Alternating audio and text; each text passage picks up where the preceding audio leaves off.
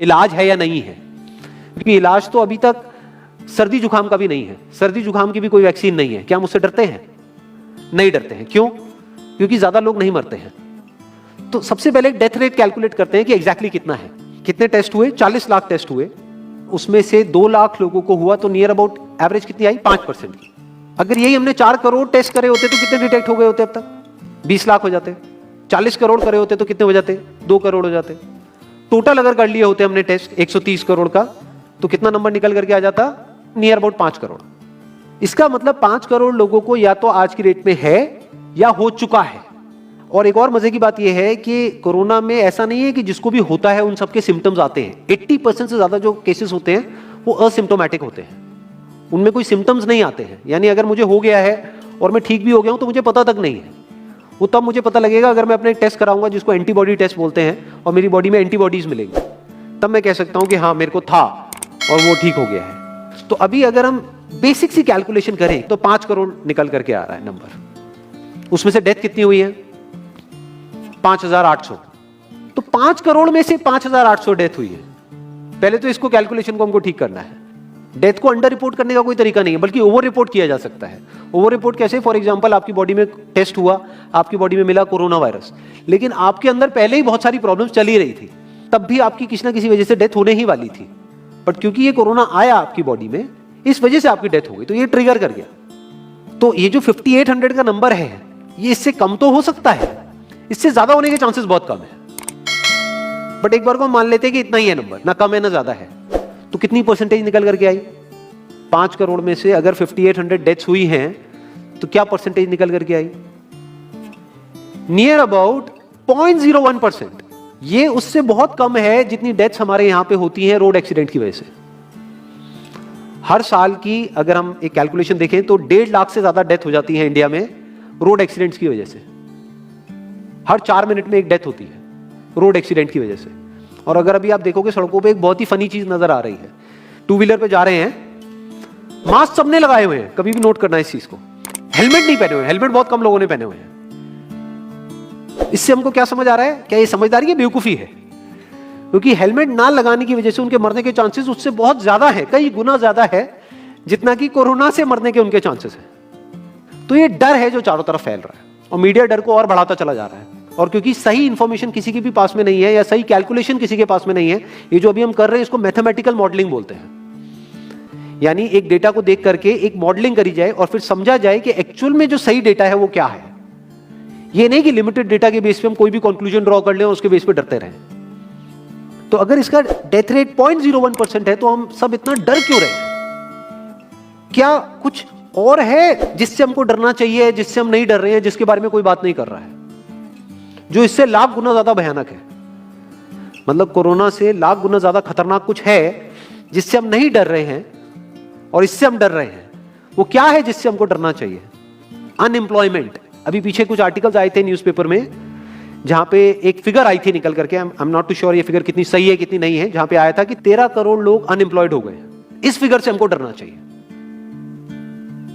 13 करोड़ लोग अनएम्प्लॉयड होने का मतलब हम समझते हैं कि इसका मतलब क्या है? इसका मतलब ये, अगर इकोनॉमी पॉइंट ऑफ व्यू से देखोगे, कि ये जो 13 करोड़ लोग हैं ये अपने जो खर्चे हैं वो बहुत ही लिमिट में कर देंगे। जिस बंदे की नौकरी चली गई है, क्या वो जाकर के मार्केट में नए कपड़े खरीदेगा? क्या अपने बच्चों के लिए खिलौने खरीदेगा? ट्रैवल एंड टूरिज्म तो भूल ही जाओ। ऐसी और हजारों इंडस्ट्रीज हैं जिनकी धज्जियां उड़ जाएंगी क्योंकि डिमांड कम हो जाएगी ओवरऑल इकोनॉमी के लेवल पे। जब डिमांड कम होगी तो क्या करना पड़ेगा इन ब्रांड्स को, इन कंपनीज को क्या करना पड़ेगा, इन मैन्युफैक्चरर्स को क्या करना पड़ेगा?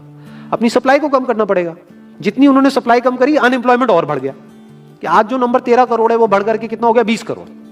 यानी ये पूरा का पूरा लूप बन जाएगा। इस लूप को बोलते हैं रिसेशन, जो ग्लोबली ऑलरेडी रिसेशन आ चुका है।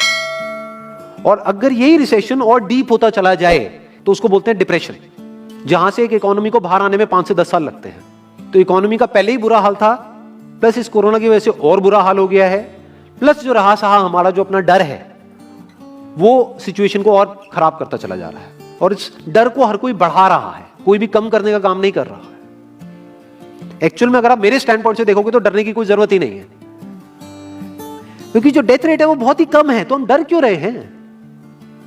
सोचो। बस इसलिए कि डेथ नहीं होनी चाहिए। अगर यही हमारा ऑब्जेक्टिव है कि डेथ नहीं होनी चाहिए, मतलब हम कहते हैं कि किसी की डेथ नहीं होनी चाहिए, तो फिर तो लॉकडाउन परमानेंट हो जाना चाहिए, सड़कों पे निकलना ही नहीं चाहिए, क्योंकि सीधा सीधा 1.5 लाख डेथ बचेंगी।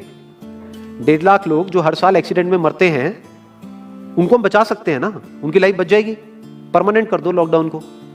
कैसा है आइडिया? ये बिल्कुल ऐसा है जैसे मैंने एक आदमी की एक कहानी सुनी थी, उसके घर में एक चूहा घुस गया, तो उस चूहे को उसने पकड़ने की बड़ी कोशिश करी, लेकिन वो चूहे को नहीं पकड़ पाया। तो एंड में उसने क्या किया, घर पे आग लगा दी, अपने घर में आग लगा दी। उसके बाद भी चूहा तो बच करके निकल गया, घर चला गया, घर जल गया। यही हालत है इसकी, कोरोना की। इस डर को हमको खत्म करना पड़ेगा, तब जाकर के इस प्रॉब्लम का एक्चुअल में सॉल्यूशन निकलेगा, जो रियल प्रॉब्लम है। और रियल प्रॉब्लम कोरोना नहीं है। रियल प्रॉब्लम क्या है? हमारी जो इकोनॉमी है। रियल प्रॉब्लम क्या है? अनएम्प्लॉयमेंट। तो इस वीडियो के थ्रू मैं अपनी एक हम्बल रिकमेंडेशन देना चाहूंगा गवर्नमेंट ऑफ इंडिया को, या जो भी लोग एक पर्टिकुलर पोजीशन पे हैं उन लोगों को, कि हमको टेस्ट करने कम करने हैं, टेस्ट बढ़ाने नहीं है। अभी हम गलती क्या कर रहे हैं? टेस्ट बढ़ाते चले जा रहे हैं, जिसकी वजह से केसेस बढ़ते चले जा रहे हैं, जिसकी वजह से डर बढ़ता चला जा रहा है। गवर्नमेंट क्या एक क्राइटेरिया नहीं बना सकती कि जो क्रिटिकल केसेस है बस उन्हीं का टेस्ट करो, क्योंकि उन्हीं को हॉस्पिटल में एडमिट करने की जरूरत है, तो उन्हीं का टेस्ट होना चाहिए ना। जो वैसे ही ठीक हो रहे हैं, अपने आप ही ठीक हो रहे हैं, जिनको माइनर सिम्टम्स हैं और वो खुद ही ठीक हो रहे हैं, उनका टेस्ट करने की क्या जरूरत है?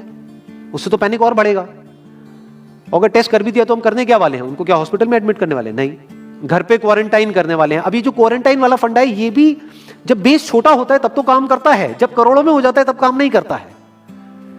मैं अगर एग्जांपल से समझाने की कोशिश करूं, जो मेरी थॉट प्रोसेस है उसको इमेजिन करो। एक ऐसी सिचुएशन है कि हम एक घर में है और चारों तरफ से बाढ़ आई हुई है, और ये जो घर है हमारा वो ऐसा है, इसको इमेजिन करो जहां पे हजारों दरवाजे हैं। तो हम क्या करें, इसमें से एक दरवाजे को पकड़ लें और उसी को पक्का करते चले जाएं। ये है क्वारंटीन, और बाकी के हजारों खुले पड़े हैं। एक को हम पक्का करते चले जा रहे हैं क्योंकि यहां से पानी अंदर नहीं आना चाहिए। इंडिया की पॉपुलेशन क्या है?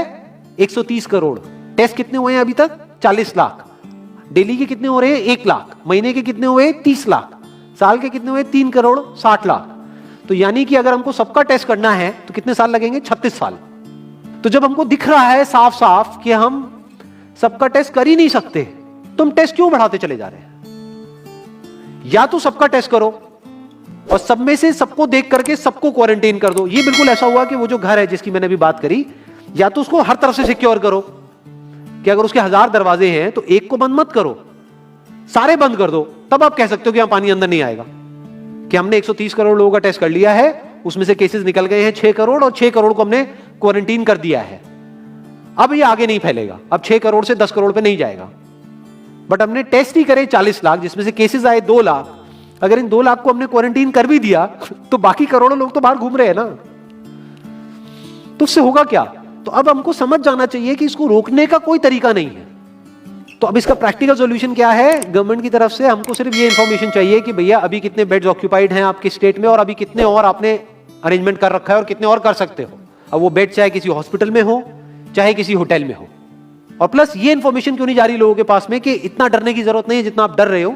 हाँ ठीक है, प्रिकॉशंस लो, सेफ्टी मेजर्स लो, सोशल डिस्टेंसिंग को मेंटेन करो, लेकिन इतना डरने की जरूरत नहीं है जितना आप लोग डर गए हो, क्योंकि डेथ रेट कम है। ये इंफॉर्मेशन जानी चाहिए अब लोगों के पास में, वक्त आ चुका है। अगर ये नहीं गई तो प्रॉब्लम सॉल्व नहीं होने वाली इकोनॉमी के लेवल पे। कॉन्फिडेंस खत्म हो चुका है, रियलिटी को हमको पहले समझना होगा। अभी प्रॉब्लम क्या हो रही है? हम कह रहे हैं कि हाँ कंस्ट्रक्शन एक्टिविटीज अलाउड है। गवर्नमेंट को क्या लग रहा है? अलाउड बोल करके सारी प्रॉब्लम सॉल्व हो जाएगी। अलाउड तो हो गई, बट मेरे जो फ्रेंड्स हैं जो कंस्ट्रक्शन इंडस्ट्री में हैं, वो बता रहे हैं कि लेबर ही नहीं है, लेबर सारी अपने गांव चली गई है। तो अब कौन कंस्ट्रक्शन करेगा वहां पे? अब ये लेबर चली तो गई है, इसको वापस कैसे बुलाओगे? मीडिया में अगर रोज ये दिखेगा कि केसेस बढ़ रहे हैं, केसेस बढ़ रहे हैं, केसेस बढ़ रहे हैं, वापस आएंगे वो लोग? 1 से लाख नहीं आएंगे।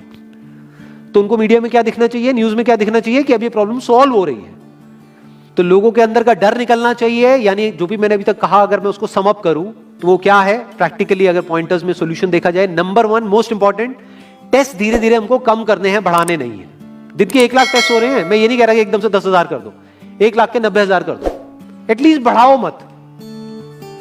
समझ गए? 1 लाख के 1.5 लाख टेस्ट मत करो दिन के, 2 लाख मत करो, क्योंकि तब भी 36 साल लगेंगे पूरा करने में। अगर आपने स्पीड डबल भी कर दी तब भी 18 साल लगेंगे। 18 साल तक तो पता नहीं ये बीमारी कहां होगी, किसी को याद तक नहीं होगा।